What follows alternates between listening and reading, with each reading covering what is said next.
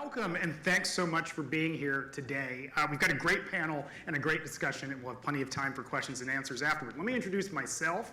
My name is Elliot Williams. I'm a principal at the Raven Group, a consulting firm here in Washington, and also a legal analyst over at CNN. Relevant to this panel, I'm a former black Senate, well, pardon me, I am still black as far as I can tell.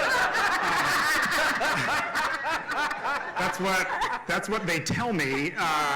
As I'm quickly often reminded, however, I'm a former Senate staffer as well. And should I out that I was brought into the United States Senate by Mike? Disclosure, yes. The disclosure. So we'll talk about that a little bit. But the topic today is on black agency and diversity in the United States Congress, and what avenues can be opened up for lifting up, bringing in, retaining, which is often lost in this discussion. How do we retain diverse staff? And this is an expert panel, literally, of all the folks who are here. So let's run down the list as to everybody who's here. We are joined by Dr. Sesha Joy Moon, Director of the Office of Diversity and Inclusion at the U.S. House of Representatives. Down at the end, Gautam Raghavan, Director of Personnel at the White House. We like that place. We are also joined by Mike Lynch, as I mentioned. This is Chief of Staff for Senator Chuck Schumer and Director for the Senate Democratic Policy and Communications Committee. David Strickland, the Honorable David Strickland, pardon me. We're going to use titles today. Former Staff Director of the U.S. Senate Commerce Committee, Committee on Commerce, Science, and Technology. We also... Transportation. Oh, yeah. And literally I have the words on the paper in front of me, and I just don't read. I didn't work on reading in the Senate. Former Administrator of the National Highway Traffic Safety Administration, current Vice President, Global Regulatory Affairs and Transportation Policy at General Motors. Woo! And of course, the Joint Center's own Dr. LaShonda Brenson, Senior Researcher, to talk about all of these things, experts on this subject matter. So Dr. Brenson, let's start with you as the home team, for lack of a better way to put it. So obviously the Joint Center has been a leader on this issue for a very long time. We've worked with them at the Raven Group, we worked with them when we were on the Hill and so on. So just big picture, what has your work shown and highlighted about both, again, all the things we've talked about, recruitment, retention of black staff? Yeah, it's shown basically that diversity has always been a challenge, especially in key positions on the Hill. So we've been doing reports on this. We started with a Senate report in 2015. We did another House report in 2018, and most recently last week, we published a report in, basically highlighting the same problem, that people of color make up about 40% of the U.S. population, but our recent report showed, at least on the House side, that people of color in key positions make up about 18% in key positions, so that's Chief of Staff, Legislative Director, and Communications Director. So on the one hand, it's encouraging, right, because in 2018, that percentage was at 13.7, so it's an over 4 percentage point increase, but at the same time, it pales in comparison to that 40% that people of color make up in this country. And so there's a lot of work that still needs to be done. Very encouraging in terms of the institutional changes that have been made since we've been engaging in this work since 2015 with the establishment of the House ODI that Dr. Moon leads now, with the establishment of the Democratic Diversity Initiative on the Senate side that Mike Lynch plays a major role in terms of disclosing, at least on the Democratic side, as it relates to diversity in those offices. The Republicans on the Senate side have yet to launch a formal initiative, and one of the goals that we have is hopefully that there'll be a bipartisan effort, at least on the Senate side, that can fashion after what Dr. Moon's work, as well as J. Ben Castro on the House side does, in terms of working together in a bipartisan manner to show to the American people that this is an issue that's really important. Let me go to Mike Lynch on a couple of things that you talked about right there, and that ties in. So number one, we've seen progress, a 300% increase in the diversity black top Senate staff. Since the time that you've put in place the application of the Rooney Rule, which folks have heard about in terms of who is interviewed and brought in for jobs. And certainly we've seen spikes like this since the Joint Center started doing this work. But to pick up on your point, African Americans account for 13% of the US population, but only 5.6% of top House staff and 3% of top Senate staff. So something clearly isn't connecting yet. So I guess my question for you, Mike, is what challenges are you finding, even at this point, to increasing diversity at the top levels among Senate staffers? That's a great question, and I appreciate everybody coming here, and the work with I remember first meeting with Spencer in 2015 to go over defining what a top staffer was on the Hill. And there was one office that I won't name that was basically trying to say that every person of color on staff was a top staffer, no matter the position. And we've tried not to go into it with that attitude. We want to, we started the diversity survey just to see where we were. And our first one in 2017, we just finished our 6th. We are now, for the first time, I'm pretty sure it's the first time ever, but it's the first time we've been keeping records that 40% of Democratic Senate staffers are people of color, which was a big threshold. We have more people of every category: Hispanic, African American, Asian Pacific Islander, Middle East North African, Asian Pacific Islander. Everybody, it's more individuals. And that's how we've tried to build up the Senate.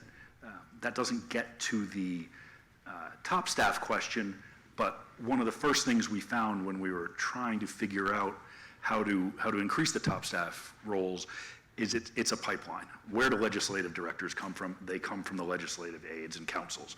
Where do chiefs of staff come from? It sort of goes in waves. There was a period a few years ago, it was almost all the new chiefs of staff were comms directors. I came in from a state director. LDs are sort of the new wave of things. And so you have to just keep filling those roles. We've seen a good increase in, we have more chiefs, 20% of the Senate chiefs of staff are people of color. 2 of them are black. I think 28% of comms directors, and I think 26% of LDs. So we've had growth in it. It's just slow. And we've taken a bunch of different approaches. We've worked directly with senators, both myself and Senator Schumer, who is highly invested in this. When we hear of an opening, we talk to the members directly. I've brought resumes to them on the Senate floor. I solicit many of you for trying, when we hear of an opening, let's try to get something. It sometimes works, it sometimes doesn't, but it's the persistence that we feel like we need to break through and make sure everyone's thinking about it in the same way. So same question for Dr. Moon, sort of. Number one, what challenges are you seeing in that? It's a 2-part question, right? What challenges are you finding in diversity in the House among staff, but then also what initiatives do you have in place for doing better? So great questions. First, in the spirit of DEIA, I just want to say first, my preferred pronouns are she, her, hers. And for those who are visually impaired, I'm a black woman. I have straight hair. I'm wearing brown glasses with a blue dress and nude pumps.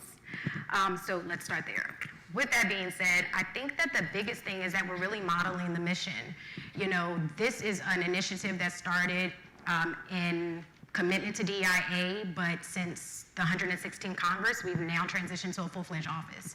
I'm joined with my team today. We're now a team of 10 full-time employees with 2 diversity and inclusion fellows. And many of my team actually helped to stand up the office alongside our inaugural director, Kimba Hendricks.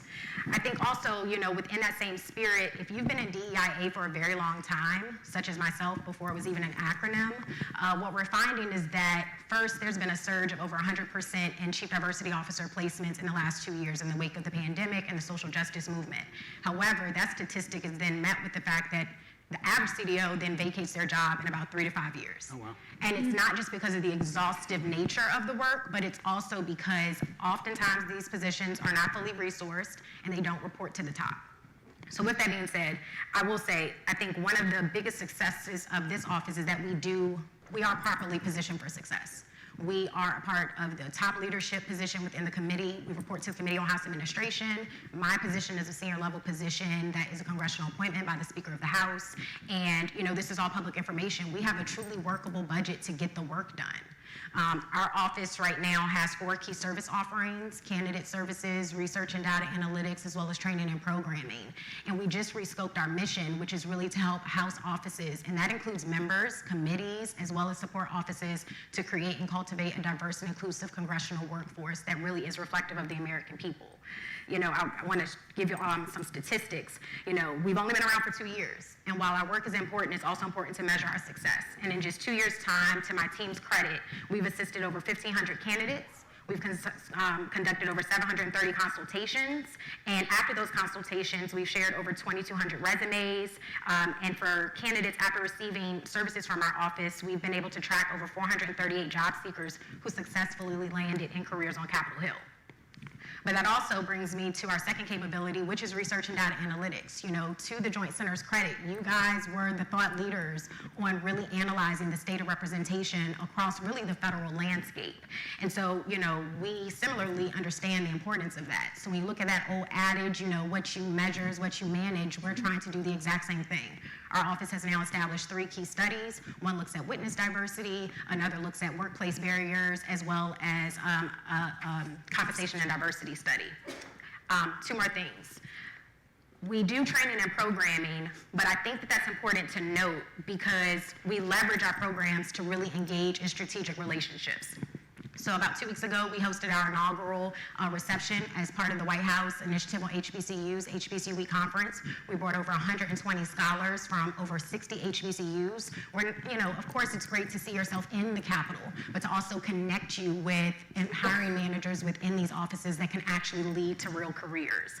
And so as a next step, you know, it's a lot of people in this room that we're partnering with, from the Congressional Black Caucus and their fellowship program, the African American Federal Executive Association, as well as local and nearby HBCUs such as Howard University, to be able to be intentional about how Black people can have agency, not only to be attracted to jobs, but to also ascend. And I think that one of the biggest things that's really important, oftentimes we say we need more Black staffers, we need more diversity, we go straight to HBCUs. And I will say this, I did not attend a HBCU. And sometimes the Black talent at community colleges or PWIs with pipeline programs for underserved communities, they get kind of lost in the sauce. And so we're also making sure to grow relationships there. I think if anybody ever tells me they're struggling to find diversity, because you can't find them, it's probably either 1, because you're not looking, or 2, because you're not looking in the right places. And so one of the key reasons why we rescoped our mission is so that we can really meet the American people where they are. And we talk about the bipartisan nature of our office. We really believe that's red, blue, and every single shade in between. That's the mission that we try to model. Now, this is not a criticism of the Senate in any way, because the Senate helped make me into the middle manager I am today. But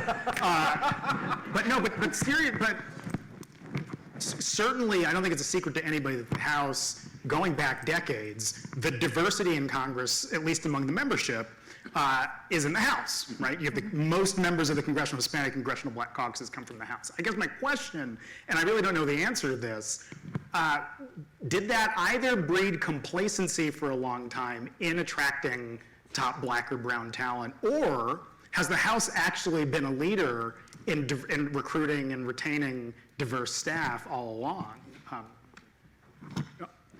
What was the question for? No, for you. Oh, for me. Follow up, sorry. I mean, I don't know if I can answer that question. I mean, I think that it's about leadership commitment. Right. I think that what we see is that this work predates myself and it predates Kimba. I think what we are seeing, though, is first it takes the person to have a good intention, and then it takes the next step, which is to be very intentional. And I will say, I think that I'm seeing that. I can only speak for the House as the chamber that I've, been appointed to. I am seeing great intentionality. And I'll also say this, I'm also seeing great flexibility in allowing me to lead. When I was interviewed for this process, it was myself and a couple of other just notable DEIA experts in this field. And we just had a very transparent conversation. And I will say that the Committee on House Administration, as well as the Speaker's office, as well as even the other side of the aisle, which I have been growing a relationship with, they trust the direction in which we're going in. So I try not to compare because I think we're all on different journeys. But I will say, I will tip my hat off to the leadership that I report to, that they put their money where their mouth is. So we don't have anybody from the federal judiciary here, but there is one other branch of government. So let's talk about the White House and how the White House is and has done. And so Gautam, I'd just love to hear your thoughts on sort of the approach of the Biden administration to attracting talent and employee diversity, and sort of, I'd just love to hear some of your insights on any of the things you're hearing right here. Sure, thank you. And I have to shout out Spencer and the Joint Center. We have been doing this work with you guys for 2 years, so really appreciate the partnership, the resumes, the support, and quite frankly, for holding us accountable too, because that matters. I also have to say, I'm incredibly proud of the work we've been able to do in this administration. You know, our team covers about 4,500 political positions across the administration, from the cabinet, ambassadors on down. And the results, you know, the president asked us to build an administration that looks like America. We think we've been able to do that. 50% of our appointees identify as people of color. 58% now, it was 57, now it's 58% are women. And if you look at the total breakdown by race, 18% identify as Black or African American. I mean, we see at the senior level, right, 6 cabinet secretaries, 4 deputies. We've got Rita Jo Lewis at the Export-Import Bank. We've got 2 governors on the Federal Reserve Board of Governors. We've got, obviously, who am I missing? We have lots of people, Supreme Court Justice. So we're very proud of the progress we've been able to make here. I think the things we've learned, first, a couple things. One is, Dr. Moon said this really well, which is the talent is there. So whenever someone says, I can't find you a diverse slate of candidates for X job, I just say, as you said, Dr. Moon, you're not looking hard enough. The second thing that we've learned from our approach is we've done a couple things to sort of institutionalize how we think about building inclusive teams. The first thing is we try pretty consistently to challenge assumptions and preconceptions about what makes someone qualified for a job. So just because a position has been held by a certain type of person historically does not mean it needs to be filled that way. The example I always use for this is Janelle Jones, who was our first chief economist at the Department of Labor. You know, the history had been, you know, people with PhDs in macroeconomics, and if you limit your pool of your universe of candidates to people with PhDs in economics, it shrinks dramatically. But here we have someone who's an expert in understanding research and workers and the impact of the epidemic on workers of color especially, and she was fantastic there in the job. So one is we question what makes someone qualified for a job, what is the profile we're actually looking for, what traits actually matter. The second thing is we've really created a pretty robust interview process. So someone gets multiple rounds of interviews, multiple candidates are interviewed for positions. And we learned this from the private sector, that is one of the most important ways to remove bias from the entire system. And the third thing is, it's similar to what Dr. Moon was talking about, is we look at data and analytics pretty regularly. We try to understand at every step in the process, from how we're building slates to how people move through interviews, through how they are going through the vetting process, and then who actually ends up in their seats, where are we losing talent, and along what lines of difference are we losing people. We also look at that in terms of departures, promotions, and so on to understand, is there any intentional or unintentional bias in our system? All those things have been helpful to us in building and, as you said earlier, maintaining a really inclusive, diverse team. Excellent. Now, David, to you as somebody who's bounced between sort of junior roles on the Hill, private sector, senior role on the Hill, private sector, I'd just love for you to talk about your experience as a staffer and how that translated to various aspects of your advancement in different sectors. And yeah. No, thank you. And as part of the Spencer parade, I think I outrank all of you. Spencer and I were section mates in law school. Oh. So I've seen Spencer before Spencer was Spencer.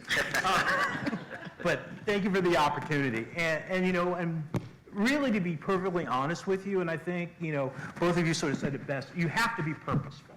Mm-hmm. I will start with a quick anecdote and I'll talk about my experience. I got my job in the Senate Commerce Committee in 2001. My mentor, his name is Moses Boyd, wanted me for this job. Also, African-American lawyer, very close to Senator Hollings, who was the member who ultimately hired me. He had a difference of opinion between the staff director, who wanted somebody that was, that was a Caucasian, and hiring me. And they got to a stalemate. He did my soon-to-be job and his job as chief counsel for 1.5 years to get me on the committee. You have to be purposeful. You have to occasionally have to sacrifice to be able to find that pool of people to get them integrated. So that was my beginning. And luckily, once again, I had a mentor, Moses Boyd, who allowed me to make mistakes and learn and grow as a staffer. He gave me opportunities to work with the senator. He gave me exposure. He gave me protection. And then my 9 years on committee, I was luckily fortunate enough to be seen as worthy to run a federal agency. And I did that for 4 years. My dream was always to go back to Senate Commerce Committee and be a staff director. Maria Cantwell, who I worked with back in 2007 on a number of issues, when she became ranking member, then now chair, was like, I want David Strickland to run my committee. The reason why I want David Strickland to run my committee, because he can handle the pressure, he knows the tactics, and I know that he has the same belief about building the kind of team that I want. You have to have leadership at the House level, leadership at the Senate level in order to be able to teach these values. But to be blunt, you need members to execute on it, and then you need members to empower staff to execute on it. You know, in my 3 years running the Senate Commerce Committee, I hired 7 senior level people of color and women.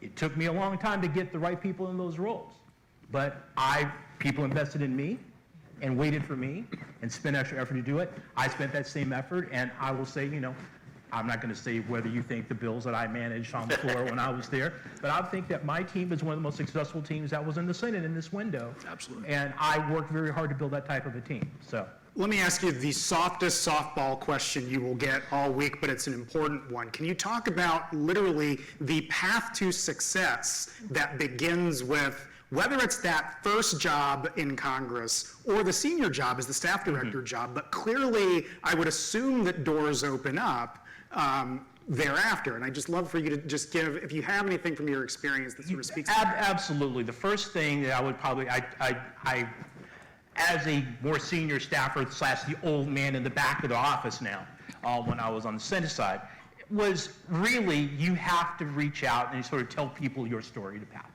My pathway was really having a truly toothsome opportunities to do the work.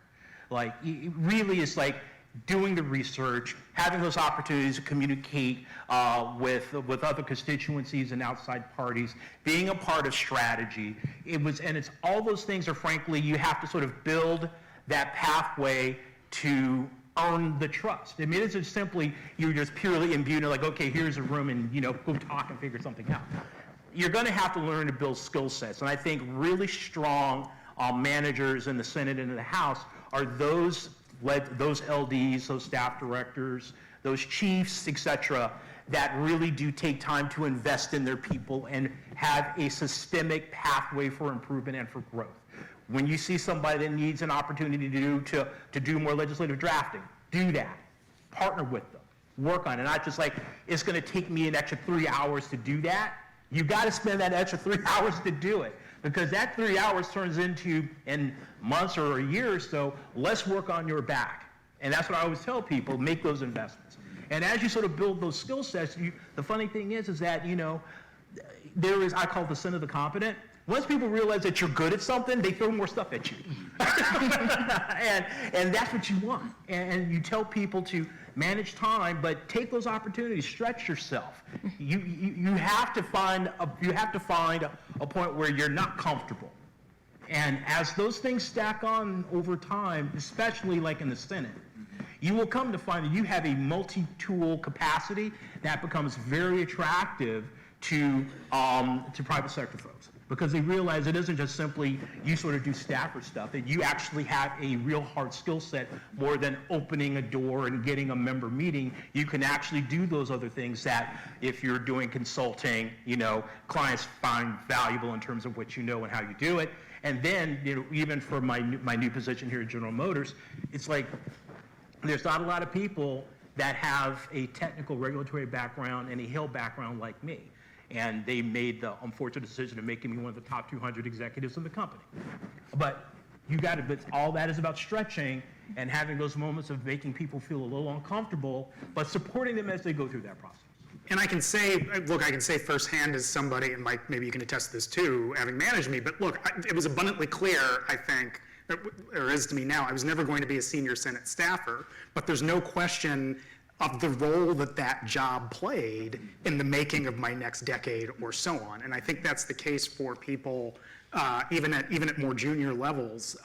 These are incredibly consequential roles. I'm not saying anything that anybody doesn't know here, but you know, as the person who's moderating the panel with my former boss and these esteemed folks, it cannot be understated how important these roles are, even at the junior level, for things even outside of Congress. Well, while I don't want to comment on the private sector, because that's one of our biggest challenges, I will say part of the intentionality that's been mentioned here, David struck on it, is the inclusion. And that's been one of the harder things to change the culture of the Senate. Have more junior staffers on calls, even if they're not participating. Let them listen, let them learn. If you hire a chief counsel, let them do chief counsel work. There's an old adage in the Senate that, you don't want to be an LD for a chief of staff who's a former LD because they want to do your job. We've had to try to turn that around so that everyone gets to do a little more, gets to stretch a little bit, gets in the room, even just, you remember the first time you were in a room, you learn something, even if you're there. And so we've worked to try to get offices to expand that, just to get more opportunities for people. Now, I just want to follow up on one thing too, and I think it's part of the pitch for younger people to come into public service, because it is not the highest level of remuneration. It's very hard work, very long hours. But I think my best sales pitch has always been, you are in the room when some of the most consequential and important decisions that affect the country happen. And once you sort of have an opportunity to lean in and to be able to do that, there is no sense of accomplishment that's bigger or better than that. And that's one of the things that I have been lucky to be able to get some very talented people to come and do this work. Now, Dr. Moon, I got a question for you on that money point, on this idea of, and this just occurred to me sitting right here, but the idea that a diverse applicant pool may not be the applicant pool that grew up with the internships and the jobs and sort of, right? So tell us about some of the challenges in that area and what you've done to overcome some of that in the House, because obviously, you touched on it a little bit earlier, but it's relevant because not everybody has access to internships in high school and college, and those are the things that often lead to jobs on the Hill. Okay, so I'm gonna borrow from one of my other talking points to answer your question. I did not grow up on the Hill. I grew up at Department of Commerce, nearly 15-year career, and I landed in this role because of my competencies and my background in DEIA. But I'll tell you, I'm trying to navigate it myself. And the second that I landed there, I recognized that we were still leaning into a one-dimensional recruitment approach. And so when you talk about like changing cultures, it has very much so, I've never worked on the Hill because I wasn't in those networks to even know how to apply, to even know that a vacancy was there. And so one of the things our office is very intentional about doing right now is a bi-directional recruitment approach. So we just returned from Puerto Rico, where we attended LULAC's annual convention so that we can really meet people where they are. Like part of that intentionality and saying no one's around, well, because you're expecting them to come to you. But we're talking about equity and we're talking about accessibility. We need to be able to leverage social media platforms to be able to reach people. We need to not only focus on the district, but the geographic dispersion across the districts where the people actually are. So, example, our team is preparing right now to partner with a representative in the San Diego area to do a community outreach and strategic engagement activity at a community college to reach people. And so I think when we think about intentionality, I had some homework for us all. I sent an email to, I think, Gautam, like maybe just 2 weeks ago before we even knew we were going to be on the same panel, because these panels can't be the only time that we connect. Right. We have to have relationships and be in community and connection with each other in an ongoing basis, and not just to work collaboratively, but also strategically to break down those silos so people like me know that there are opportunities on the Hill. And not only are there opportunities, but you belong there. This is the people's house. This is your house. We are better through public policies that are reflective of all dimensions of diversity in this country. Now, along those lines, and this is for both you and Mike before I come to you, on literally the question of pay, because attracting talent is not a zero-cost endeavor, and often people who can assume a very low salary or be funded from outside may not be people of color, right? And I think I'm saying that in the most generic way possible, but I think you know what I'm getting at here. So what initiatives, or and again, sort of the same question I'm asking repeatedly in different contexts, but what initiatives and challenges have you seen there? Well, I know on our side, we have the MRA increases, we have new salary thresholds for staff, we now have paid internships, and so I think, and I know that this might not be pay, but when I look at compensation packages, I also look at benefits. And one thing that is changing on the Hill is that after the pandemic, we are leaning into more hybrid work environments, which can also help with people that identify from low socioeconomic statuses, people that are caregivers, people that identify as disabled. So I will say that we've made significant strides. But I will also say most of those changes are new. Paid internships being rolled out across the Hill are new. The MRA increases are new. And so we think about research and data analytics. That is our next frontier. Forgive me, I don't know MRA is an acronym. It's the member accounts on the House. So, Budget. okay. Scott, anything else on the Senate side? I agree that the difference between now and 2 years ago in compensation packages, the benefits have increased, the paid internships, it's all building and it's all helping. The House and Senate did different pay increases, but they were substantial on both sides. And, you know, we have, your starting salary on the Hill is much different than it was even 3 years ago. It's much different. And, you know, in some cases, it's almost double for, you know, even a front desk person or a staff assistant or anybody. And that translates, you know, it becomes really important. It's important on the entry, but it becomes really important in retention as you're trying to compete with private sector or other places. You know, you need the leg staff, you need your legislative assistants to be making money so that they can develop into that further position. Can I just say one more thing? In addition to the other compensation and packages that we were talking about, I think another really important thing that's happening on the Hill right now is student loan forgiveness. We have the program up to $833 per month. I'm not even going to lie, that was like a deal maker for me. Oh, with this same. job. Oh, yeah. I was like, For me. you know, becoming Dr. Moon costs a lot of money. And that was a huge benefit that we also are offering. So, Immeasurable, as it was for me. And I just quickly, I'll just say, as David pointed to before, you know, you come to the Hill, you're not going to make the most money. Of course not. But you have to have those experiences to make up for whatever gap that is. So if we can increase the pay and increase the experiences, then you're really getting someplace. So, question for Dr. Brunson. The period leading up to and after the midterms can be quite consequential for increasing diversity. Can you talk about that? Why right now is the moment, and how and some of your work has touched on that? Yeah, so we're about 25 days out from the midterm, and right after the election, there'll be a number of new members staffing up an entire office, right? So that's a crucial time to bring awareness to especially voters who recently participated in the election, to let them know that, you know, yes, you've participated, but if you want to see change that's inclusive, that's dismantling racial inequality and disparities and things like that, part of what we need to do is also hire diverse staff. And so something that we do around, like right after the election, is we raise awareness through tracking in the data and information and making sure we are transparent about what offices have diverse candidates in these key positions. And we also compare that to the diversity within their district or state to say, hey, if you come from a diverse state or a district, you have the most incentive, right, especially being recently reelected or elected to office, to make sure your diversity in these key positions are also diverse as well. And so we will launch a campaign in the coming weeks sort of talking about that and highlighting that, because that's so important. Got it. David Strickland, question for you.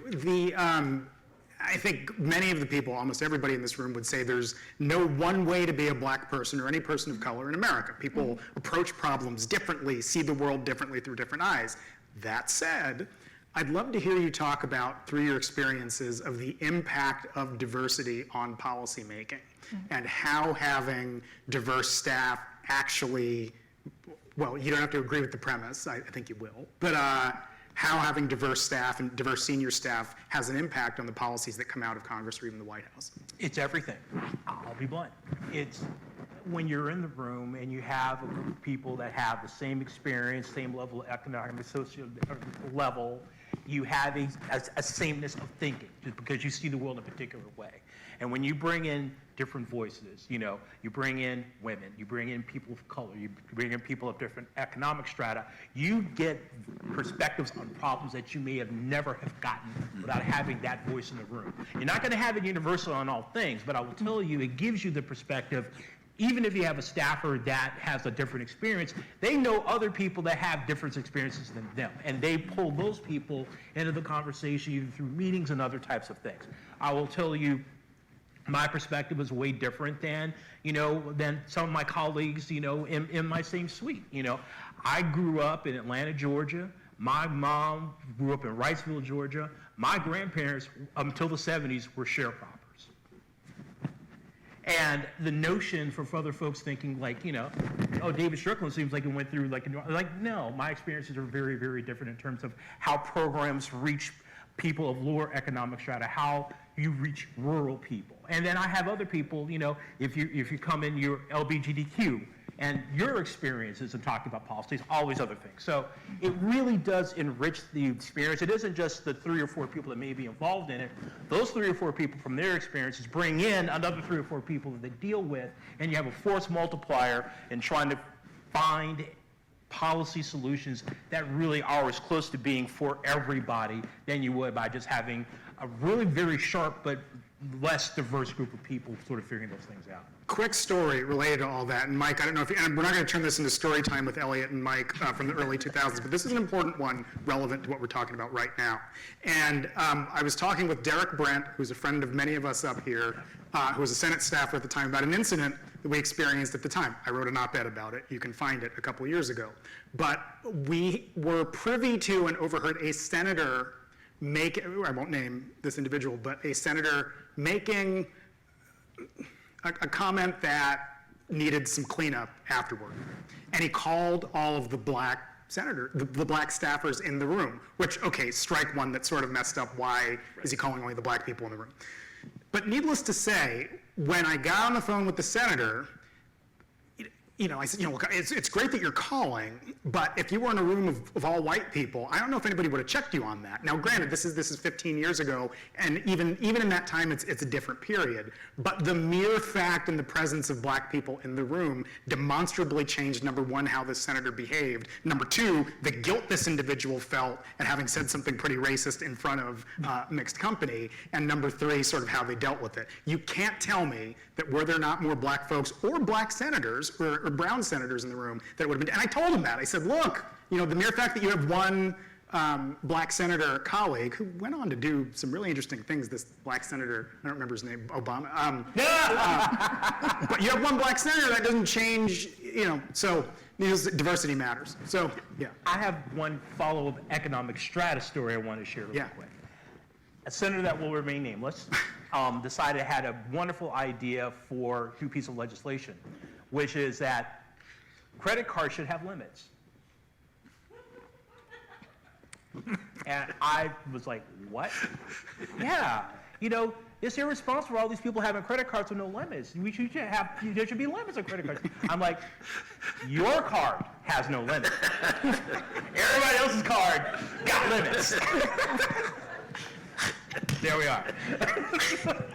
Story time. This is why you come to the Joint Center, it's just story time. So Gautam, let's talk to you about sort of, there were the first 2 years of the Biden administration, and now we're heading into, Lord knows what the next 2 years will look like, and I'll be candid about that. Now, obviously, in any presidential administration, you run through the tape, or I don't know if that's the right word, but I guess the gun goes off and everybody's hot with energy. What happens now, and what do you anticipate for the next 2 years of your time, or 6 years, but particularly these next 2 years, in terms of increasing and improving and building on staff diversity? Yeah, no, thanks for the question. I mean, first of all, we will be hiring every single day of this administration. It just never stops. We have about 4,500 positions. We're probably around 80% staffed, but it's constantly churning. People are moving up, moving around, leaving the administration, and so there's always going to be opportunity. And I do want to shout out two of my colleagues who are here with me. Rick Hart, we should wave your hand, Rick, who is both an HBCU grad, he went to Morehouse, and a recent Senate staffer. We stole him from Senator Warnock. You can't have him back, sorry. And Elvira Klempick, who's running a new initiative for our team, sourcing candidates from community colleges, right? Not only because obviously this is something that's near and dear to Dr. B's heart, but also a great source of talent, of people who have gone and pursued associate's degrees and who can find positions where they can serve anywhere in the administration. So we're constantly hiring, we're constantly recruiting. It's really never going to stop. And we're at this exciting point in the administration where we're building stuff, right? Thanks to our colleagues in the Senate, we have all these new programs to deploy and execute. And so it's really like, if you want to come and build things, it's a great time to join the administration. So that's my plug. The second thing I will say is, we talked a little bit earlier, but I want to double down on it around retention and supporting people once we hire them. Because if we do the things that we've been trying to do since the beginning, right, disrupt assumptions about what makes someone qualified for a job, sourcing candidates from new pools of talent, many of them are going to come into the administration not having ever worked in that agency before. And most of these agencies, like the Hill, they're funny places. Like the systems are weird, the hierarchies are different, there's all kinds of politics. And if we don't support them from day one and invest in their growth, we're not going to be successful and they're going to leave. And that's not a good look for us, and it's substantively bad for the American people. So we're spending a lot of time thinking about retention, support, management, feedback, making sure that our managers actually manage. So that's going to be a huge source of our attention in the next couple of years. We're not partisans here, and certainly the Joint Center is not. I do want to ask the question, I'll start with you, Mike. Why, do we know why, and can we explain why only Senate Democrats have a diversity office, and what efforts might there, and that's my understanding, and I guess part B, what efforts might there be to have a Senate-wide office?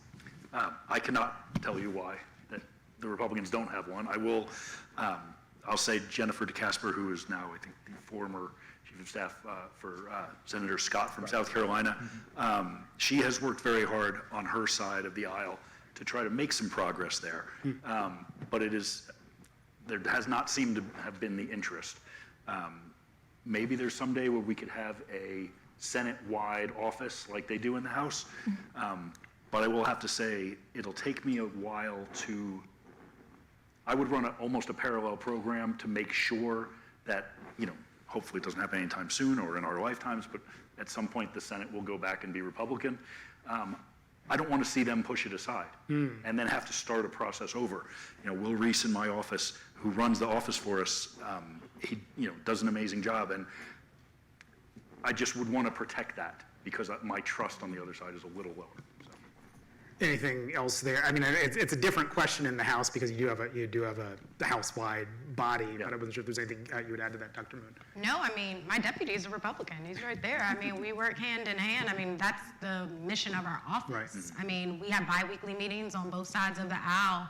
I mean, we understand that this work will take everybody. I will say, my approach to my work is not to make people feel included by excluding others. And so I might be one of the first directors that made sure I had weekly meetings with the staff director for the minority, because I need you to see yourself in this work.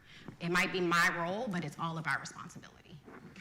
Because we're down with equity here, I believe every person has gotten 2 questions and a follow-up thus far, except Dr. Brenson. So if you have, I will just give you the floor, and if you have any talking point of yours that we just didn't get out before we open it up to the Sure, I can follow up on a couple of things you mentioned. So the question about sort of why has there been so much progress on the House side relative to the Senate side, I think in part is because of the diverse membership. So right now the House is about 26% people of color elected to office. That is actually higher than the number of people of color in top positions at 18%, right? And so the House does a better job, right, in terms of electing people of color to, House offices, right? It's very hard to get a person of color get elected to a statewide office. It just is. Like, that's what the political science research says. However, it shouldn't just be on people of color to actually hire people of color to top positions. But that is, to me, I think, in doing the work and the research, why there is such a difference, right? I think Mike and Dr. Moon definitely could speak to the biggest difference, and where we see the most progress has been when there's senators and there have been House members who've made it a point to say, I want my office to be diverse, and this is important to me personally. So it really is on members of Congress to make this an important point for them. And then that's where I think we'll see the most progress, for sure. Can I just say one quick thing? So in the work that I do, I have my own philosophy, and it helps people kind of understand the work, which is that diversity is delegating our differences, inclusion is celebrating our differences, but equity is elevating our differences. If we look at Capitol Hill right now, we are really focused on that, on the D in the DEIA. But I will be honest, that's level 1 maturation on a DIA model. We need to focus on the inclusion, the equity, and now the accessibility piece. Because I don't want you to come to the Hill, and then when you come to the Hill, you don't feel safe, and you don't feel seen, and you don't feel like people are invested in your upward mobility for your career. So when you talk about being able to make mistakes, that's important. To have someone hold your hand. And that's the first. But I think the second is, yes, I'm Black, but I'm more than Black. When I come into that room, I want for you to see a public administrator in front of you. I want for you to see someone that holds a doctorate. I want for you to see all of the intersections of my full self when I walk in. beyond just my blackness. And so for our office, we really do want that child of a returning citizen that doesn't have broadband access to bring that full perspective into the room. We want that first generational student that's the first to graduate from college and doesn't even know how to tie a tie, maybe. We're looking for your full self because that will produce better public policies. We believe all of that full experience as an employee matters. Excellent. So we have time for a few questions from the audience, if anybody, and how will we, I see a microphone coming. Let's start right here. Testing, 1, 2, 3. Hi, my name is Jessica Sheeter. I'm an economist for the House Education and Labor Committee. When you think about institutions that close gender racial wage gaps, raise pay, improve benefits, improve workplace safety, and improve morale and connection between workers, you think of unions. And the House obviously recently passed a resolution to enable the Congressional Workers Union to begin unionizing offices. It looks like there could be as many as 10 offices that are soon to be union offices, and that changes the dynamic also between the House and the Senate. And so specifically I wanted to ask, folks' reactions in terms of that union capability giving the staff of policymakers agency, but then also to ask about the chances of such a resolution in the Senate. I think that the entire title of this panel is about agency. And so I will say for myself, I have felt empowered as an employee, and so I understand the need. But I will say this, I also hope, like when we talk about roles and responsibilities, I also hope that the members in the offices, the chiefs of staff, create an environment that is diverse, equitable, inclusive, and accessible, where you might not feel like you have to demand certain things because it's just a part of our culture. If you speak to most DEIA professionals, our ultimate goal is that DEIA is no longer used because it's so fully thread in the fabric of an organization that we no longer kind of have to tokenize these 4 letters. So I would agree with Dr. Moon on that front. We have to get the chiefs of staff and the LDs and the communications directors and the senators to work to create a working environment where people like to work there, and so you're not having that sort of conflict. I don't think the prospects of passage of a resolution in the Senate would be very high.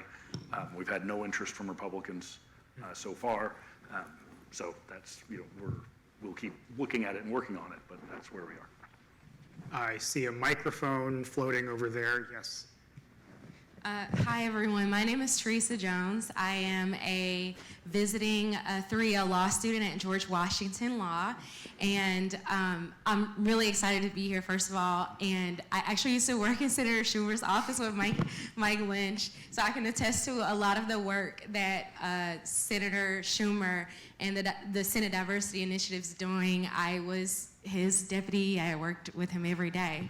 One of the things that I wanted to ask, and I'm not sure if it was addressed because I'd stepped out for a couple of minutes, is I feel very fortunate and blessed to have been able to work in both chambers of Congress, as well as the White House for Dr. B.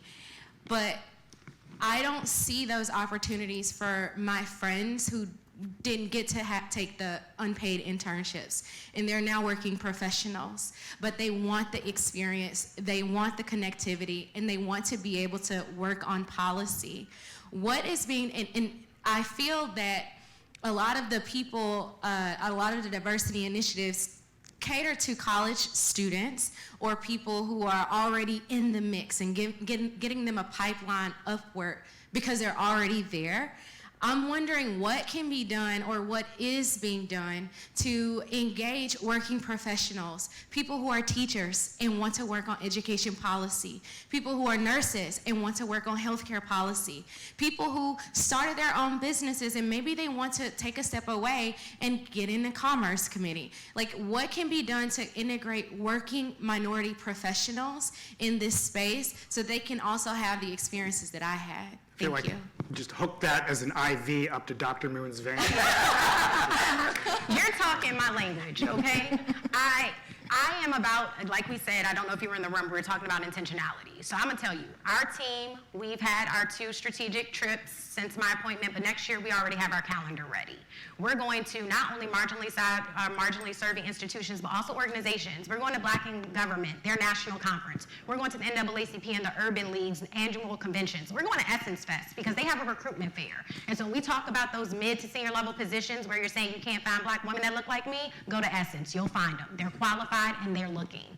So I'm with you. I think it takes a little bit of not only thinking outside of, maybe just thinking outside the box, maybe being a little bit innovative. And again, but it's still all rooted in meeting people where they are. I'm a Delta. I plan on approaching all of the members of the National Panhellenic Council to go to your annual conventions. Give me a table. All I need is a 6x2 table and let me work. Even in this room, I ask for everybody in this room. We are preparing for the 118th Congress. We need diverse talent. Use your network and have them send their resume to diverse.house@mail.house.gov. It requires intention, it requires being out in community, and it also requires, like you're saying, kind of like thinking outside of the box about multiple forms of dimensions of diversity. So I appreciate your question a lot. Can you give that email address again, just so, I just so sure folks can. hear it? diverse.house@mail.house.gov. And please find me and my team when this is over, because we are looking for resumes. I obviously agree with that. I think it's an interesting aspect of the journey that I think Congress is on. When we started doing these surveys, which is not that long ago, there were plenty of offices that said, well, I only hire somebody from inside my state. I'm not from New York. I work for Senator Schumer. And we had to sort of break through that barrier. But you can break through that barrier, but you can also work with, which Will and Lorenzo, who used to be our director, have done, work with those offices to find, okay, if you can only find people from your state, then let's talk to these 3 organizations or these 3 locations in the state and bring them into it. Because it's expanding the network, and everybody's mentioned this. I can't just go to my friends to find people. You have to ask other people and move it and expand it and go where people are, which is what you said. So it's a journey that we're on, and it's, I see progress every day. The only way I can get through each day is to see progress and to feel like we're getting someplace. And these are the next steps. We have time for one more. Good afternoon. My name is LaTanya Mann. I work for Department of Agriculture in the White House Liaison Office. I'm actually on the career side. I just want to be an echo chamber of positive news. Thank you so much, Director Gautam, of your staff has been leading the charge of diversity. I'm a core witness of the grassroots efforts and the core intentions of making sure diversity is there at agriculture, as I kind of like the owl behind the scenes. So I just wanted to let you know, as a foot soldier, as an intentional tone master in this, I take it very seriously, especially with my political leadership, my current White House liaison there. So I just wanted to say thank you to your team for pushing that narrative and making sure that agriculture is diverse. Great. So before we go, what we spent a lot of time doing today, as is often the case on panels generally, is identifying a problem and talking about, well, this is the problem. It's a big problem. We got to confront the problem. And not a ton of time, sometime, talking about solutions, right? And sort of next steps. And I would love, in this lightning round before we go, and we'll just start down here and everybody go, what is an action item that you can provide to the folks in the room? Now, we have that wonderful email address, but if you have a second one, you're more than welcome. But what is an action item that folks in the room can take with them or take back for whatever it might be, whether it's, again, retention, recruiting, support after folks, whatever it might be. But I'd just love to hear everybody give an example for folks to take So away. you can follow our work at jointcenter.org. You can click on Hill Diversity and see our research. One of the things I encourage people to do is to contact their member of Congress and ask them about their diversity statistics, particularly at key positions. And you can follow the work that we're doing in the coming weeks to track the information to not only track new members or returning members to see what the hiring patterns are in key positions, so you can follow that work and share the information in terms of your member of Congress, in terms of how well they're doing or not doing. I think, well, one ask is already out to the group. I think also follow us on all platforms at Diversity and Diverse House. We have a newsletter where we put out updates about vacancies on the Hill, as well as opportunities for people that are interested in careers to be able to, have a resume review or a mock interview, so that we can help prepare you. Because working on Capitol Hill is different, and I will say that as somebody who's 3 months on the job. But I think the ask of the room is there, but I kind of slid in the ask of the panel, but I really want to be very intentional about saying this. The reason why we can benefit from being in connection with one another on an ongoing basis is suppose Gautam gets a resume, or he gets 10 resumes, and they're all fantastic, but he can only pick one candidate. I then want for you to be able to come to me, especially for those mid to senior level positions, and say, hey, Sesha, I have some really great candidates for you. So I think staying in connection is going to be my ask of the panel. And if you can find our counterpart in the judiciary, I would love to also bring them into this conversation. Because at the end of the day, we're trying to advance DIA across the full federal landscape. And the private sector too. I buried the lead that my organization, that I'm with now, the Raghavan Group, is a majority minority organization that thinks about these issues daily in our work, in our values, but also in our recruitment and retention. And you just got to look hard enough. Ray-Ban is on our board. Ray-Ban himself is on your board, so very critically important. All right, go ahead, Mike. I'd agree with the keeping in connection, because there's a natural poaching that happens between the House and the Senate. Then the administration comes in. I was really worried about our numbers overall, I got to tell you. That's why I was really happy to see. I lost 5 senior staff at these shows. Yeah, exactly. So, and that is all good. It is part of the natural growth. I started in the House. I moved to the Senate eventually. That happens all the time, and people can go back and forth. But our goal has to be bigger than that. It can't be just shifting people from one to the other. We have to grow this pool, and we have to find new people. And that is what we that's what we seek to do. I also just want to note the burden of making a more diverse Senate is not on the people in this room. It's on the offices and the senators and those chiefs of staff. Yep. And the burden to keep pushing that and reminding people, which is, it's much more in people's minds than it was 5 years ago, and I appreciate that. But it needs to be, it's a constant reminder and a constant effort that has to happen. So your burden, which I'll point to Paul over here, who's been doing this to me for years, is to keep pushing me to make sure that this is on the front of people's minds in the Senate. I love that. I will be very quick. The one thing that I've learned now, being in a very large organization that focuses on diversity, especially if you're an engineering corporation where it's hard for talent, you have to be purposeful, as I said earlier. The other thing I would say that I would encourage people that are alumni of senior staff positions, in the House and in the Senate, make yourself available to build that network.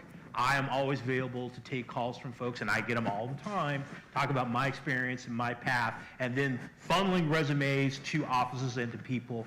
You don't, just because you've left the institution, doesn't mean you're not still serving the institution. So that's my piece of advice. Continue to serve the institution even when you're on the outside.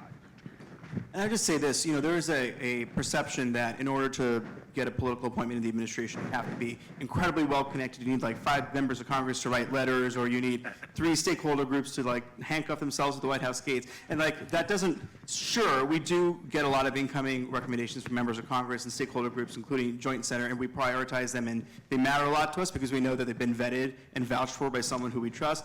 That said, it is not the only way that we hire people. And every week, we have decision meetings where we go through a list of candidates that are being recommended. And my favorite moments are when we find someone who literally just went to applied@whitehouse.gov and filled out a great resume. And we needed someone with just that right combination of experience, and we find them in our database, which now is 125,000 people. So I would just say, encourage people to apply. Sure, use their networks and their connections and talk to people who are serving the administration to learn what kind of jobs are out there and what they might want to do. But we're really looking everywhere for talent, and there's not just one way to come in. So please apply. All right, so thank you very much to our panelists, Dr. Shonda Brenson, Dr. Sesha Joy Moon, Mike Lynch, David Strickland, Gautam Raghavan. Thank you so much for being here, and thanks to the guests. Thank you. Thank you.